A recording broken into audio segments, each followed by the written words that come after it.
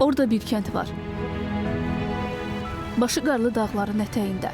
Uzaqdan kənddə qışın soyuğu hiss olunsa da, Balıcaya getməyin sevinci qəlblərimizi isidir. Artıq Balıcada hər evdə bir ocaq yanır. Bu ocağın istisində isə 239 ailədən ibarət 1058 nəfər qızınır.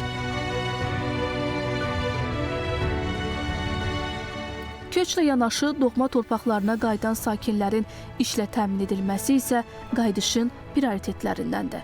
Bu baxımdan həmin sakinlərə pay torpaqları verilib. Verilib ki, onlar bu torpaqlarda yenidən əkib becərsinlər, məhsullarını elə öz torpaqlarından əldə etsinlər.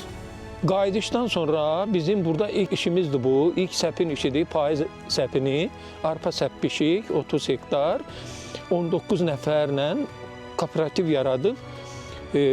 Səpmişik. Çox bərəkətli. Əvvəllər Sovet dönəmində burada bostan olub. Bax burada, orada da 350 ton su tutan hovuz var. Elə qurulubdur ki, o suyu buraxsan, bu sahə bax, bu ərazilər özü suvarıla bilər. Onlar sadəcə əkib becərmirlər. Digər təsərrüfatlarla məşğul olan sakinlər də az deyil. Yolda qonşularınızla rastladınız. Bəli. Həm qohumdur, həm qonşudur. Nə gözəl.